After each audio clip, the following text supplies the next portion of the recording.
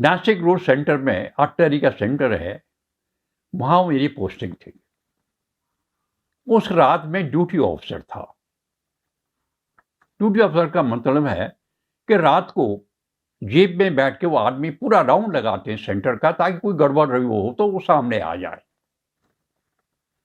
रात के 2 बजे में जीप लेके, साथ में ड्राइवर और एक संतरी लेके राउंड पे निकला।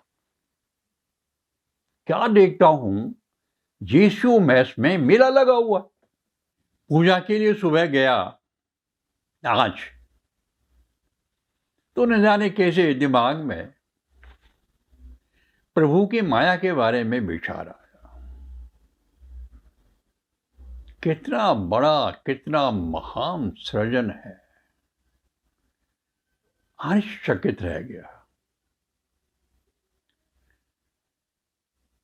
समझ में नहीं आया कि उनका आभार कैसे व्यक्त करूं। हाथ जोड़ दिए, प्रणाम किया, चलाया गरम गरम चाय। मैंने सोचा ये भी माया का ही एक अंग है, ये भी माया है। उसके बाद अखबार खोला। अखबार खोलते ही देखा कि पहलवान बजरंगी, जिन्हें पद्मश्री मिला था, वो कह रहे हैं उसको वापस करेंगे। मुझे अच्छा नहीं लगा। मैं मान के चलता हूं खेल जगत एक अलग विधा है, एक अलग चीज है, एक अलग ही शगुल है देश के लिए, समाज के लिए, संसार के लिए। इसको राजनीति से नहीं जोड़ना चाहिए। पुंछ के बारे में फिर वही, पुंछ एक ऐसी बीमारी है जिसका अंत अभी तक नजर नहीं आ रहा है। घटना बताता हूं। मेरी पोस्टिंग थी, मैंने पुंछ, राजौरी, स्वरणकोट और इस सारा बेहतर सारा इलाका देखा है। हमें आदेश थे कि हम लोकल लोगों के साथ में संपर्क करें, मेल जोल बढ़ाएं, प्रेम प्यार की बातें करें, एक दूसरे के नजदीक आए।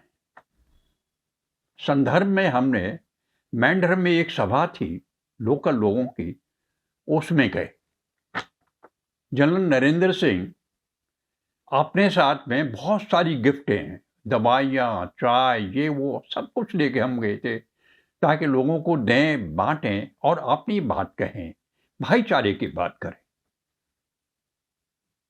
लेकिन आप मानेंगे, जब जनरल साहब खड़े हुए माइक पकड़ के बोलने के लिए, उनके हाथ से माइक छीन लिया। कहा आप बैठिए, आप नहीं बोले। उस सभा में हम अपना जो साथ लेके गए थे सौगातें, उनको साथ लेके चुपचाप बगैर चाय पिए लौट आए थे।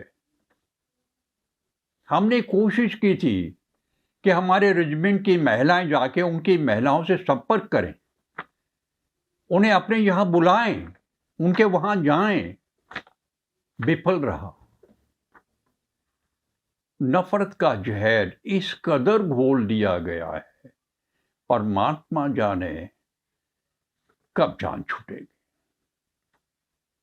उसी तरह जातिवाद, लोग कह रहे हैं, डिमांड आ रही है कि सामाजिक समरसता को समाप्त ना किया जाए, जातिवाद के पचड़े में ना पड़ा जाए, सामाजिक एकात्मता के ऊपर कुठाराघात ना किया जाए। इस बंटवारे में हमने बहुत कुछ सहा है, बहुत कुछ गंवाया है, इसका भी अंत आ जाना चाहिए।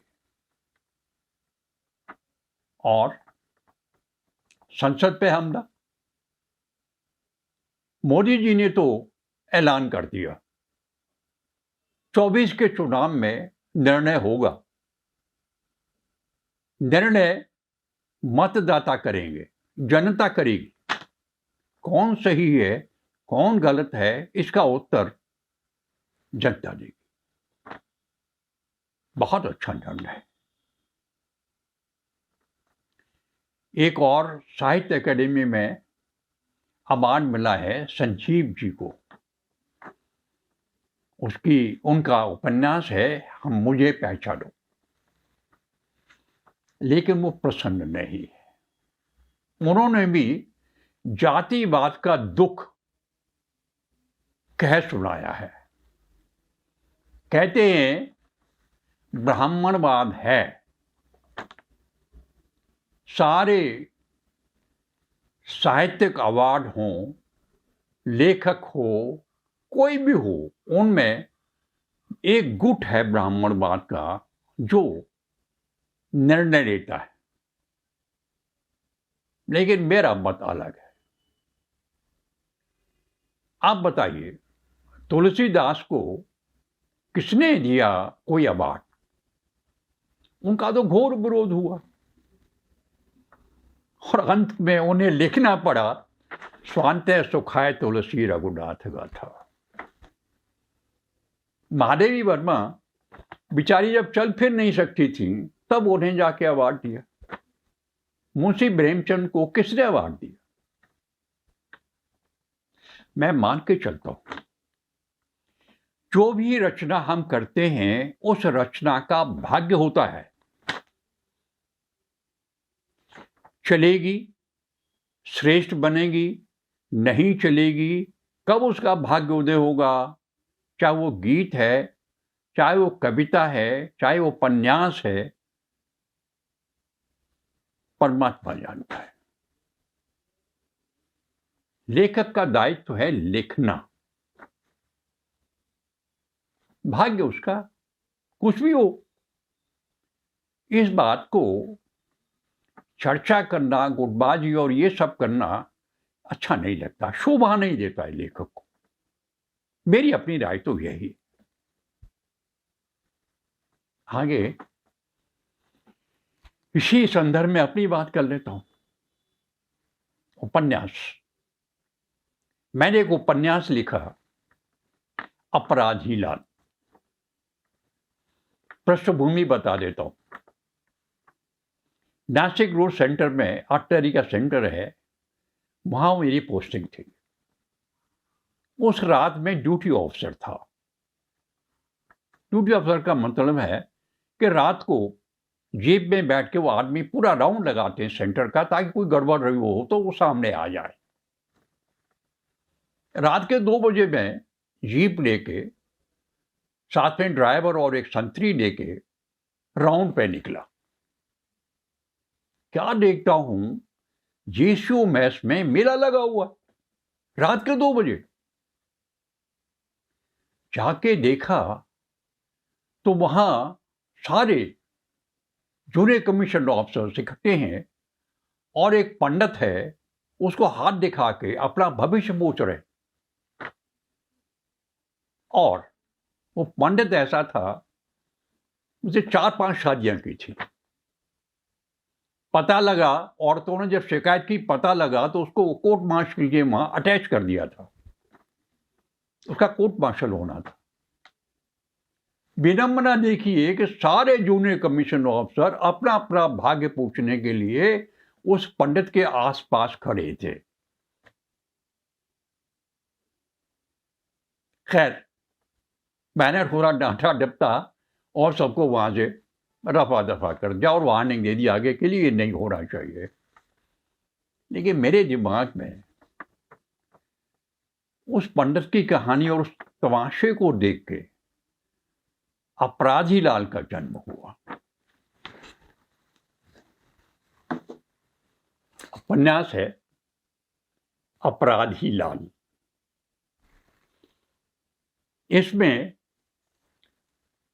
एक ताना बाना कहानी का, लेकिन थीम वही है कि कैसे एक पंडित बनके, ज्योतिषी बनके आदमी समाज के लोगों को, भोले भाले लोगों को गुमराह करता है, और खासकर बेचारी भोली भाली स्त्रियां उनके चक्कर में आ जाती। पैराग्राफ पढ़ के सुनाता हूं।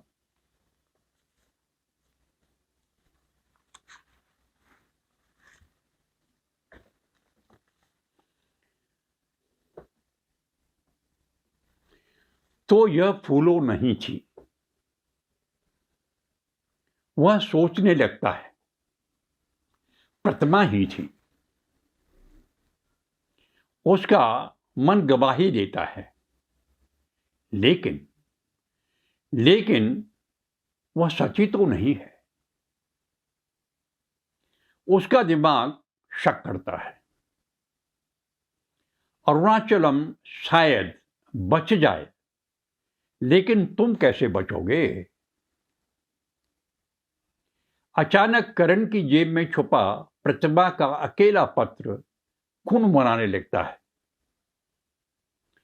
प्रतिभा का प्यार एक सहारा और संबल बन उसका हाथ थाम लेता है। प्रतिमा का प्रतिबिंब बादामी रेत पर गुलाबी रंग ओढ़ उभरता है। तुम्हें क्या पता कि नारी की तपस्याओं के कितने रूप होते हैं, कितने ढंग होते हैं। प्रतिबिंब बोलता है, प्रियतम, मैं तो स्वयं एक तपस्या हूं, सती नारी हूं, आदर्श हूं। तुमने उठने को कहा था, ये देखो। तुमने लड़ने को कहा था, तो साथ खड़ी हूं। करण की प्यासी रूह प्यार के अथाह सिंधु में डूब डूब कर नहाने लगती है।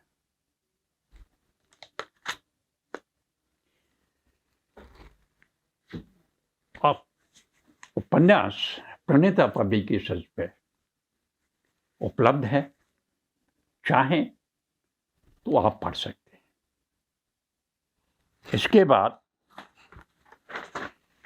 आपके लिए जो कविता लिखी है उसको पढ़ के सुनाता हूं। वसुंधरा, इसमें अभी प्रेमिका अपनी अरदास करती है प्रभु से, कब होगा मेरा मिलन मनु से, कब होगा मेरा मिलन मनु से, बोलो दसों दिशाएं मिलके।